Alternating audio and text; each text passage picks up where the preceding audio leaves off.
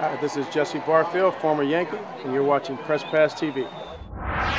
Hey there, I'm Jocelyn Maldonado, and thanks for joining us here at Presspass TV. When you think of competitive eating, being an athlete is probably not the first thing that comes to mind. But in reality, these guys train and work for competitions. In this next segment, Presspass TV finds out exactly what a major league eater does to get ready for an up-and-coming competition. Check it out. Hey, what's going on? Good to see you. Yeah, you too. Welcome. My name's Crazy Legs Conti. My name's Eater X, Tim Janus. And we are major league eaters. We're at the epicenter of all gustatory gladiator activities, which is the headquarters to major league eating. I'm prepping for the Krystal Square Off, which are small slider hamburgers, and because they only exist in the South, we've been fortunate enough to get some shipped to headquarters. And Tim's going to help me do a little technique talk and get me ready for the big competition. You want to head up? Yeah. All right, sounds good. We have grown up elsewhere, but we've both been in Manhattan and live in the East Village, same block as the Hells Angels headquarters, very safe block. Nobody wants to piss off the bikers.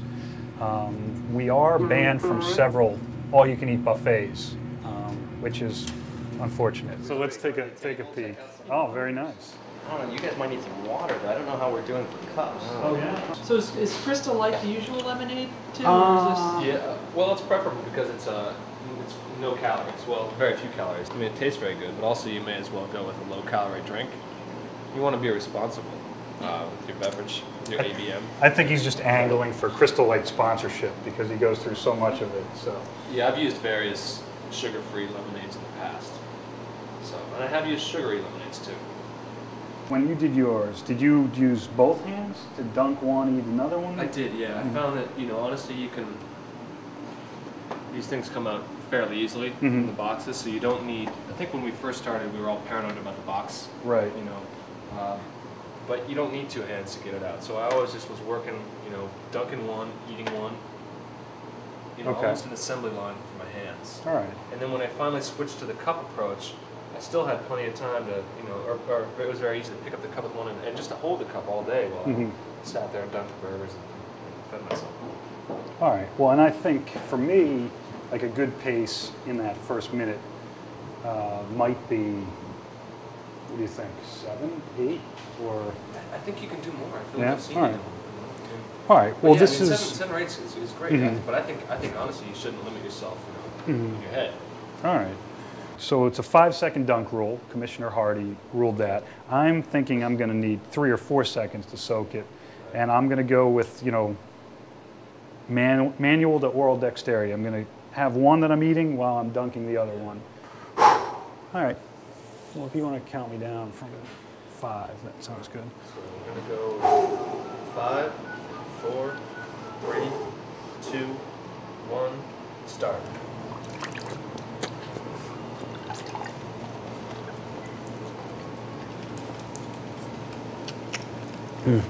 When we train, there's no point in doing 8 minutes. It's like I like to figure out the technique for eating one and then extrapolate, because for me, you can't do game time contest conditions. You know, thousands of screaming fans, groupies, eaters to the left and right of you.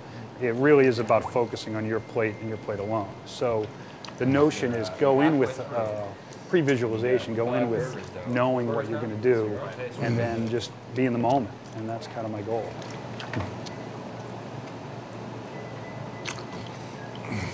The beverage actually does act as a lubricant to help it go down the throat. And I agree with you, I probably have to figure out, if I'm just going dunking for 2 minutes, when do I go to the beverage to kind of clear my mouth? 5, 4, 3, 2, 1, and perfect. I felt pretty good. What I did notice is trying to go at that pace, I did have to pick up the cup and drink maybe earlier than I would have hoped to. But for the most part, I think that worked better than spending the time to, you know, to tear them and do them in pieces. Which is the other technique.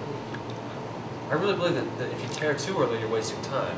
I mean, because eventually you're going to slow down. You have to. It's just a rule of competitive eating. And when you slow down, that means you have an extra 3 or 4 seconds for each burger. you know, while you're working on the previous burger, and then you can just sit there with your hands and do whatever. Yeah, and I didn't find, I say, like that one right there, you'd think just tearing it in half, you'd be able to swallow half whole, but I don't think I'm at that, that point. task. So I think a lot of it is kind of the front loading. Like I always feel better if I'm one, boom, and then down. Yeah, so, but those taste good. So. I'd like to start by saying thanks to Crazy Legs Conti and Tim Janus for that excellent demonstration on how to eat as many Krystal hamburgers as you can. And just curious, is that lunch for you? That was a light lunch, but I am ready for dessert. And you'll probably join him for that, right? I possibly will. Maybe a few cannolis? I would love canola. I love sugar. Anything. Bring it on. For everyone here at PressPass TV, I'm Francesca Iacovangelo. Thanks for watching, and I think I'll have myself some of these burgers. I think you should have as many as you can. Eat all you can. Those are good. Thanks for watching. Hope you enjoyed that story. For more behind-the-scenes action, check out our website at presspasstv.com or our YouTube page at youtube.com/presspass. We update daily, so make sure you check back with us. From all of us here at PressPass TV, I'm Jocelyn Maldonado. Bye.